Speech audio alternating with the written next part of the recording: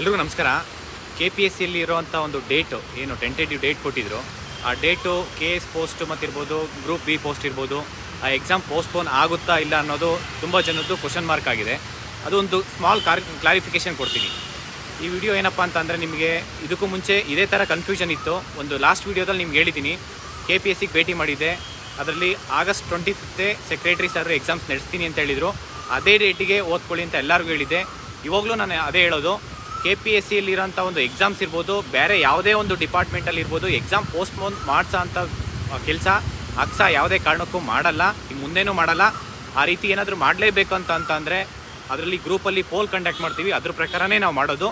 Plus ಏನಪ್ಪ ಅಂದರೆ, ನಾವು ಇವಾಗಿನ ಪರಿಸ್ಥಿತಿಯಲ್ಲಿ ಒಂದು CT ರಿಸಲ್ಟ್ಸ್ ಬಿಡಿಸೋದಿರ್ಬೋದು, KPCL ರಿಸಲ್ಟ್ಸ್ ಬಿಡಿಸೋದು ಅಂತ, ಮತ್ತು PC ವಯೋಮಿತಿ ಜಾಸ್ತಿ ಮಾಡಿಸೋಂಥದ್ದು, ಇದ್ರ ಬಗ್ಗೆ ನಾವು ಹೋರಾಟ ಮಾಡ್ತಾಯಿದ್ದೀವಿ.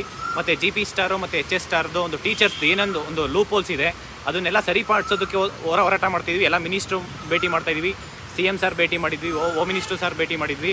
ಈವನ್ PSI ರಿಸಲ್ಟ್ಸ್ ಬಿಡಿಸ್ಬೇಕಾಯಿತು, ಅದ್ರ ಬಗ್ಗೆ ನಾವು ಹೋರಾಟ ಮಾಡ್ತಿದ್ದೀವಿ ಹೊರತು ನಾವು ಯಾವುದೇ ರೀತಿ ಎಕ್ಸಾಮ್ಸ್ ಪೋಸ್ಟ್ಪೋನ್ ಮಾಡೋದು ಇಲ್ಲಿವರೆಗೂ ನಾವು ಕೈ ಹಾಕಿಲ್ಲ. ಅದು ಏನಾದರೂ ನಾವು ಆ ಸಂದರ್ಭ ಬಂತಂದರೆ ಪ್ರತಿಯೊಬ್ಬರು ಗ್ರೂಪಲ್ಲಿ ಪೋಲ್ ಹಾಕ್ಬಿಟ್ಟೇ ಮಾಡೋದು. ದಯವಿಟ್ಟು ನಾನು ಇವಾಗಲೂ ಮತ್ತೊಮ್ಮೆ ಹೇಳ್ತಾ ಇದ್ದೀನಿ, KS ಎಕ್ಸಾಮ್ಸ್ ಓದೋರು ಎಲ್ಲರೂ ಅಷ್ಟೇ, KPSCಯಲ್ಲಿ ಅಫಿಷಿಯಲಿ ಏನಾದರೂ ವೆಬ್ಸೈಟಲ್ಲಿ ಬರುತ್ತಲ್ಲ, ಅಲ್ಲಿವರೆಗೂ ನೀವು ಆಗಸ್ಟ್ 25 ಎಕ್ಸಾಮ್ಸ್ ಇದೆ ಅಂದ್ಕೊಂಡು ದಯಮಾಡಿ ಎಲ್ಲರೂ ಅದೇ ಡೇಟಿಗೆ ಎಕ್ಸಾಮ್ಸ್ ಓದ್ಕೊಳ್ಳಿ.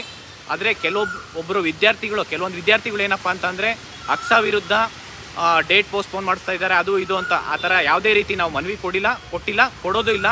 ಕೆಲವೊಂದು MP ಮತ್ತು MLA ಕೊಟ್ಟಿದ್ದಾರೆ, ಅದು ಕೆಲವೊಂದು ಸ್ಟೂಡೆಂಟ್ಸ್ ಮಾಡಿಸಿರ್ಬೋದು, IBPS ಎಕ್ಸಾಮ್ಸ್ ಇದೆ ಅಂತ ಹೇಳಿ.